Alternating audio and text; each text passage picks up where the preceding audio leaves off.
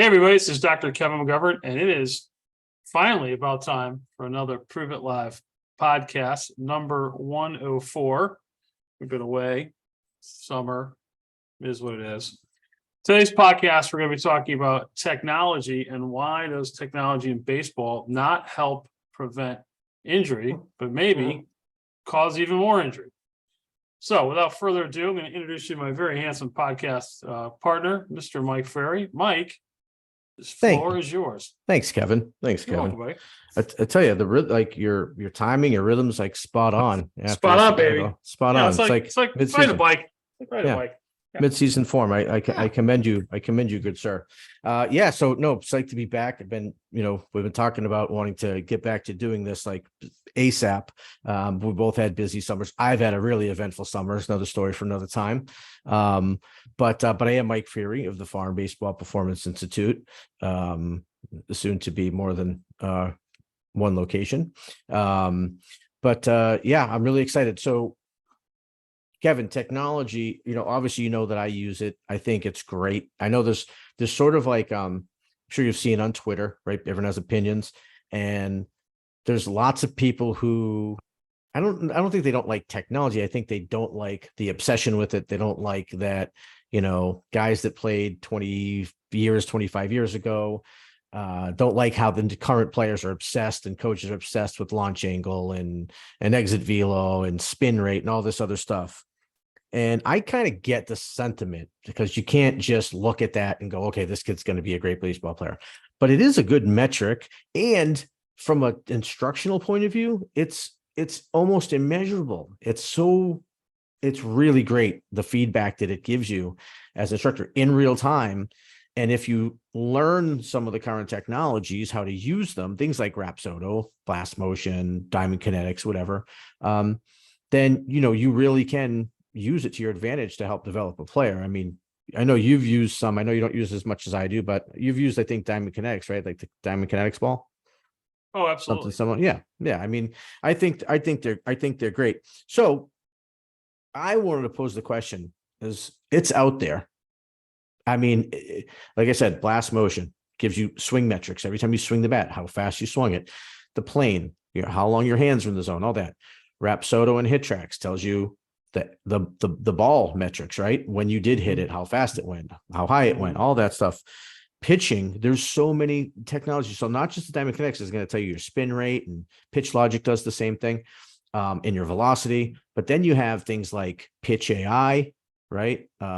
Which breaks down, it takes, if you just do a video of a pitcher, it'll break it down to like this little AI sort of avatar thing moving, and you can see the degrees and ER and all, and external rotation and all that stuff.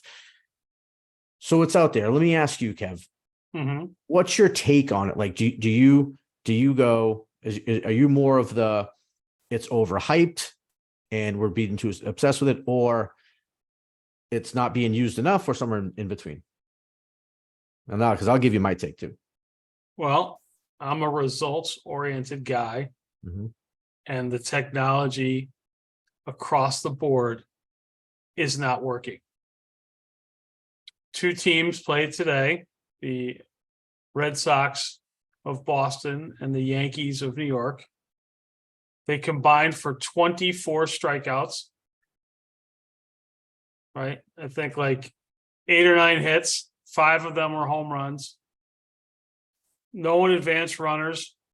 Yeah. Okay.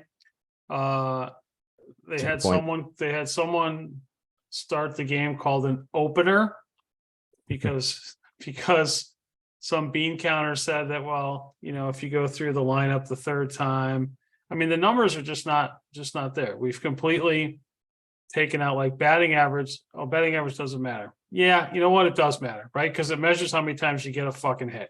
Okay. Yep. All right. So you can't bat 214 and be a good, he gets on base.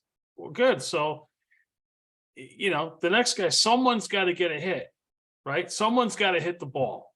You can't, and I mean, is there anyone on pace right now to win 20 games? I mean, I think Derek Cole leads. He's got 12 wins. It's August. It's almost September. Yeah. I think right? almost And middle then leaders now- have a better yeah. shot. Right now, now wins don't matter. Okay, so everything doesn't matter now. Everything's, but The result Yeah. metrics don't matter, right? nothing matters. Nothing. So what? So Yeah, but exit velo does and launch angle Exactly. does. Oh, yeah, but wins don't matter, hits don't matter. Your ERA doesn't. Nothing matters. Well, something's got to matter at some point, right? So we have that, and then we have, if it's on my end, if it's supposed to help prevent injury, that's not happened. That's Tampa Bay. They've lost 3 pitchers this year with Tommy John, 3 starters. The Yankees have 1 starter, Garrett Cole, that's going to make it through the season. So there's a team of 10 pitchers, okay? And 3 of them will pitch the whole year out of 10. The rest are all injured. Yeah. So what's Yeah. working? I know. Well, I mean, to that point, I'll agree. I mean, it's crazy because, it used to be you'd look at teams on paper before the season, you make your prediction who's going to do what. And the caveat was always like, well, if they stay healthy, right? This team is going to go far if they stay healthy. But it's to another level now. It's almost the exception, not the rule now, right? It's like the exception if a team stays healthy enough, to have the same squad. Generally speaking, 1 or 2 guys go down here and stuff happens, right? It's a lot of games. But yeah, it's crazy. I mean, they don't look anything like, a lot of the rosters don't look anything like the opening day rosters You at all. literally, you probably have to have a 35-man roster going into spring training. Yeah. I mean, the Yankees have had 17 different outfielders. 17 different outfielders. Yeah, that's crazy. That's so crazy. So did this start with Sabermetrics? Because I know it's 2 different conversations. I get it, right? But the whole idea of the stats and the obscure stats, right? And so where like OPS, right, which we never heard of really until it was a while ago, but OPS early 2000s became sort of a prevalent thing, maybe, right? Right, and the sabermetrics, like you talked about, you got to get a hit. Well, I remember, being here in Boston and Kevin having a guy named Kevin Youkilis, and he was the Greek god of walks, even though he's Lithuanian, not Greek or Latvian, whatever he is. But and it was such a big deal because he's an on-base machine. He gets on base, and there was such an emphasis on that, and everyone bought into that for the most part, right? That was like a big buy-in. That was a fad. That came and went. Yeah, but someone eventually has to get a hit. Right. Because the pitcher's not going to walk 5 in a row. Okay. Someone's got to get a hit. Someone's got to advance the runner. Well, I just look at everything now as like the range in golf. Well, he hits at 335 on the range, but he can't keep it in the fairway his exit velo is this, his velocity is this, but on the field, 2 o'clock. Yeah. It's not, it's not, the results aren't there. I mean, you're going to have to change the Hall of Fame across the board of how you're going to get in. Yeah. Yeah. Right. I mean, Tommy John sitting outside the Hall of Fame with 287 wins. There is not a player today that will come anywhere close to 287 wins. Right. Yep.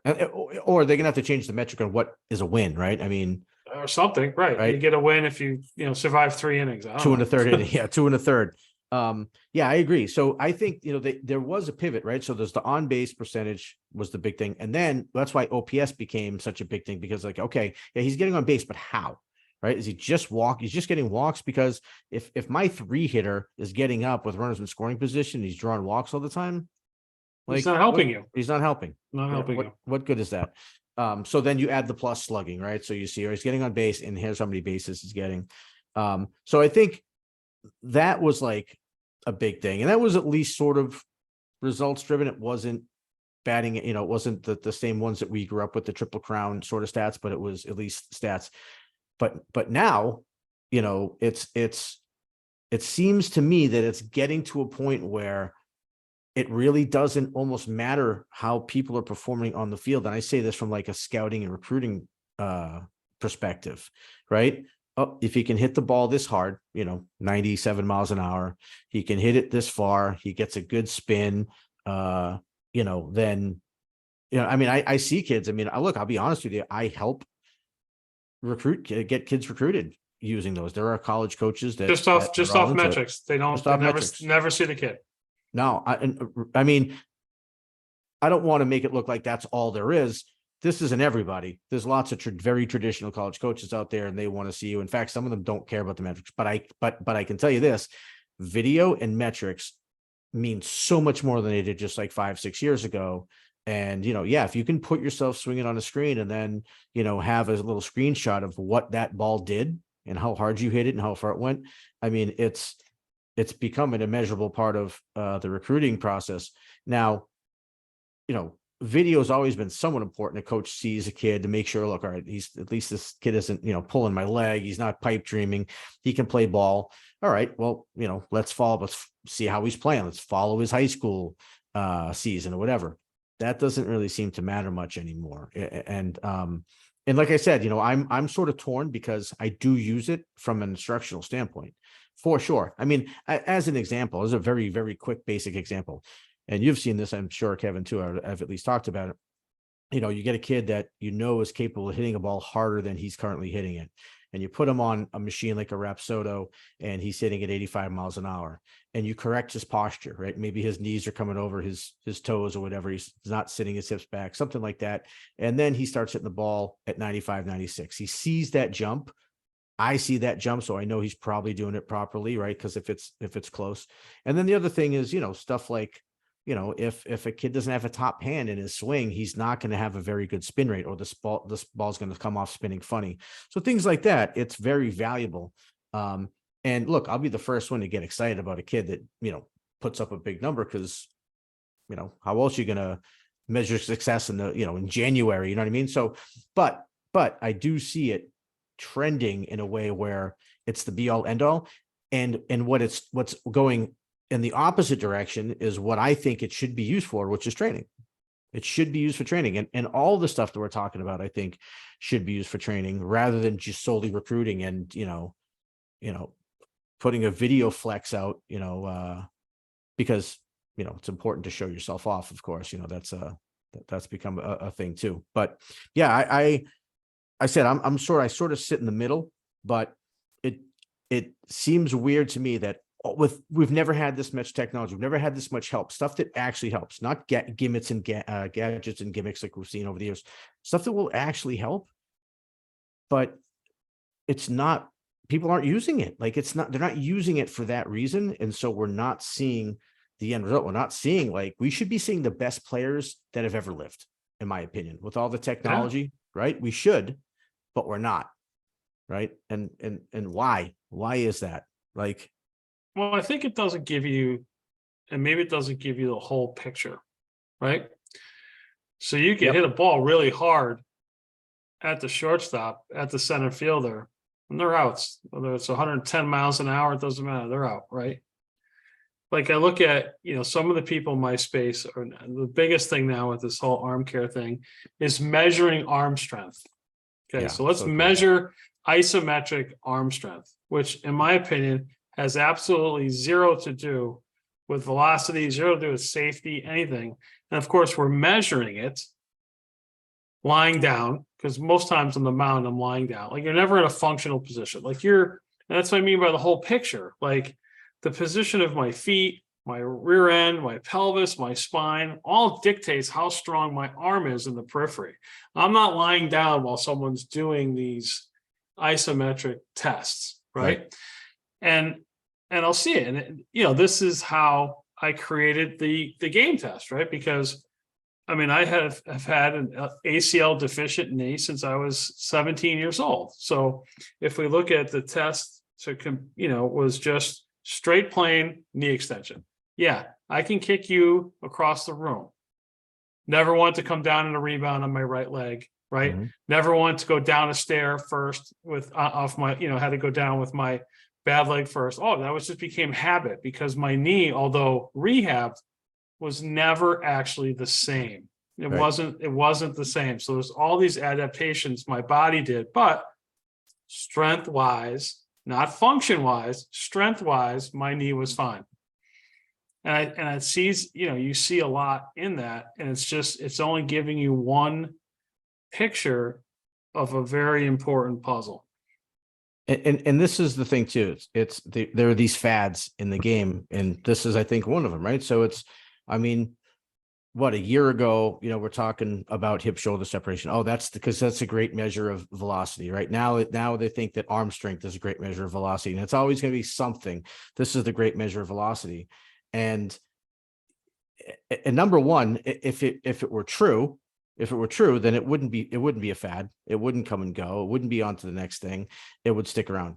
A. B is, like we talk about all the time, there's nothing where, again, going back to like the use of what we should be using technology for, right? How about, is this kid going to get injured based on, his range of motion, his ability to move his arm? Here's a new stat: longevity. Right. There you go. Like the guy from LSU, Skynes, there's no way he will make it till 2026 without arm surgery. Yeah. No way. Yeah. Okay. Because his mechanics look very similar to Mark Pryor and Steven Strasberg, I pray for the guy. At last I've heard, literally cannot feed himself with his right arm. Wow. Okay. Wow. Right. So, all right. And this guy came out, he had great mechanics. I'm like, what? This guy, I mean, like, who, like, that's the other thing too, is that with all you have seen, like, I don't know how many players that we have seen in this position, right, blow their arm out, and then people completely ignore that arm drag has anything to do with injury. And I've just been going back at it with two bozos on Instagram saying, keep the ball in your glove. That's impossible. Really? Do quarterbacks wrap it? I know. Do quarterbacks do this? Or do they hold it here until they're on their front foot and throw it? Yeah. Because if they did this, they'd get creamed. Yep. It's Guys like Brett Favre would hold it right on his thigh. It's impossible to throw that way. Of course, then he showed him video. No, that's still not right. I'm like, all right, dude, I'm going to send you. You have to come to my office this week, because I told the kid I'm going to film the ball with it in my jock and throw it, because he doesn't think it can happen. Like, but it's like, so even you show them, or even if people, it's just the whole Einstein thing of doing the same thing over and over again, expecting different results, and no one will look over here and be like, I don't know how many people this week, when the video of me just let's put our palm, oh, that doesn't work. And then one guy's like, oh, I tried it. Oh, and then what happened? Well, my arm felt freer. Oh, yeah. Wow. Yeah. Imagine that. Yeah. It's amazing because it's, there's just like resistance to change. And that's sort of what I'm getting at. This whole thing is, what is, and I don't have the answer. So this isn't this like is a rhetorical question. Like, why are we not using? It's like religion. Advantage, right? It's like religion, right? The same commandments for every major religion happened on the same piece of sand, and baseball was there. So it was like Catholicism, Judaism, Islam, baseball, and they refuse, no matter what you do, to change. But then again, like even football, right? Like, look at their test, the vertical leap. Okay, right. Anyone who's played football and you leave your feet, you're coming off the field in the bench, you're going to get cut. So why are you measuring vertical leap as part of an athletic test? The bench press. How many times can you bench 225? Whenever on a football field are you on your back pushing something? Right. But that's the test. Right. And they just don't change it. Don't change the thing. So it starts when they don't, from a time when they don't really know any better, right? So they want to go use something to measure. Fine. Right. But again, you got to progress and you got to adapt, and that's the thing that kills me. And it's, it's the same. It's like when you hear somebody go, well, there's 1,000 ways to swing a bat and succeed. No, there's not. Like, okay, do you want to be technical? Yeah, sure. You can run into a ball swinging any which way, for sure. But it's not a coincidence why almost every big league swing going back to the 60 years looks nearly identical. Why their load phases look nearly identical. That's not you think it's a coincidence? You think there's 1,000 ways to do it, but they just all happen to do it almost the exact identical way? It makes no sense. But it just shows that they don't care to really pay attention and to learn. So they just throw something like that out. Oh, there's 1,000 ways to do it, right? And it's the same. It's a similar thing with pitching. How many guys just go back? Well, guy made millions, didn't he? Yeah, that's what you'll hear. Strasburg made millions. Yep. Okay. Yeah, but I'm not talking about Strasburg. I'm talking about little Billy that you never hear of. in the backyard, right? Or the countless players we'll see on ABC and ESPN now with the Little League World Series. That's what I'm talking to. Right. Like, are you going to teach that mechanic? Are you going to teach running guns to the 92-pound kid? Mm. Like, and it's being taught out there, and it's just like it's a direct relation to injury. Yeah, people I think have a hard time grasping like the exception versus the norm. So yeah, Strasburg, he made, you know about him. He's one who made it regardless. By the way, did you ever see the guy? He's built like a Sherman tank. Like, Oh, of course. like he's a big man. He's very, very athletically built, but there's dozens and dozens of guys that maybe had the same ability as him, but you don't even know their name because they were done by 15, they were done by 16 or whatever. Right. And, or college, and that's, that's big. And I look at it the same way from a hitting perspective, I mean, I see it all the time. You see kids that get by, you're going to get by at 10, 11, 12, 13, even 14. And maybe, depending on how athletic you are, to some degree, 15 by athleticism, confidence, and decent hand-eye coordination. But that's not going to carry you to where you want to go. It's just not, and so, pretending that is, that those things are all you need is just like sticking your head in the sand, and whistling past the graveyard. The reality is like, there's ways to do this properly. And now we have the technology to see if you're doing it correctly through video and AI type video. B, to see the results that go along with that from things like HitTrax and Rapsodo and Blast Motion, but doesn't seem to be happening. It does. It's unfortunate. But yeah, we've talked on this show a billion times about a pitching avatar. We'll see all of these KinTrax, Rapsodo, all these things measuring the body. I mean, like how, with the little dots, I'll see the one right by the elbow going, whoa, like, oh my God. But there's no one out there, or I've happened to one of those people out there. There are very few people out there saying, okay, you've identified the problem. Here it is. We can see it. Now, how are you going to fix it? Right. There's no one fixing it. So I don't know. Well, besides me and a few others, but like, I don't know if they don't want to take a leap. They don't want to get shot down. They don't want to, I'm old. I don't care. Like, all I know is if you accelerate your arm against gravity, it's only roulette that you're still playing without injury. Mhm. That's it. Right. But they're still teaching to drag your foot. They're still doing plyo balls. They're still doing all these stupid things. So we have technology. They can identify, oh yeah, this doesn't look good. But then there's no correct avatar. Like, there's no, like, in golf, they've got the Iron Byron, the test of golf clubs. Right. It's Byron Nelson's swing. Like, who's got good mechanics? Is it Nolan Ryan's finish? Is it Roger Clemens drop and drive? But they haven't put it together.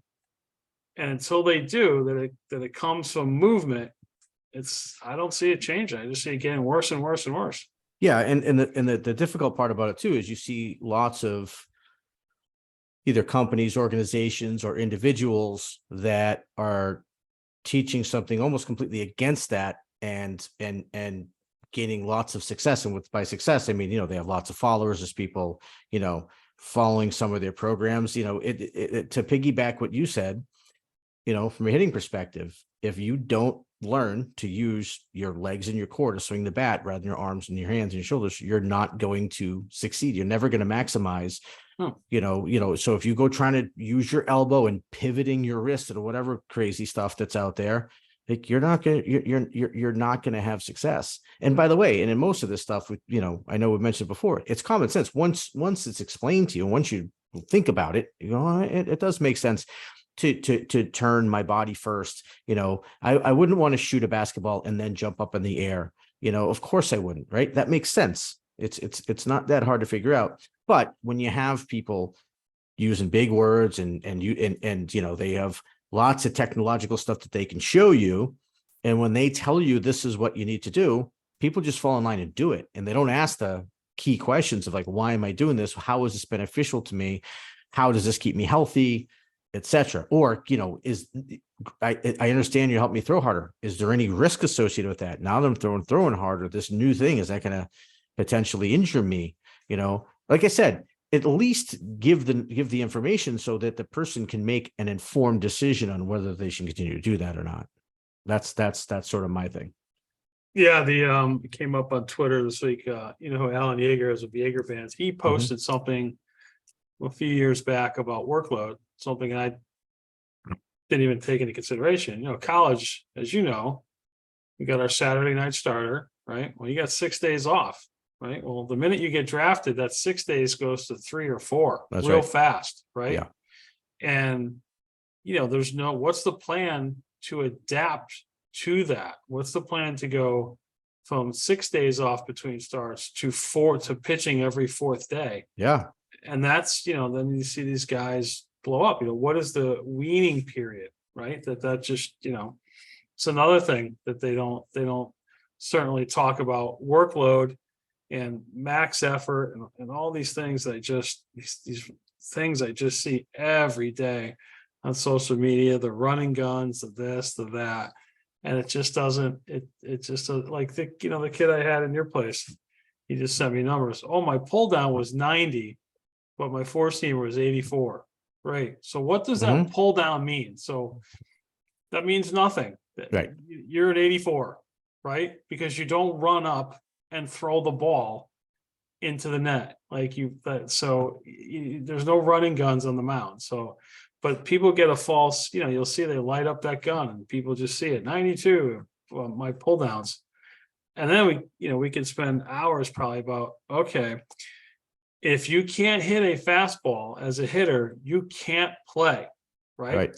So if you throw it 96 miles an hour down the middle of the plate, it's going to leave the yard, right? There's the pitching, the art of pitching is gone with these metrics. It's gone. There's no looking at like a Pedro Martinez who had 4 different pitches, or a Greg Maddux, or a with Derek command. Lowe. With command. That's gone. There's none of that. There's none of that. It blows me away sometimes watching baseball on TV now with how many missed spots there are. I mean, it blows me away.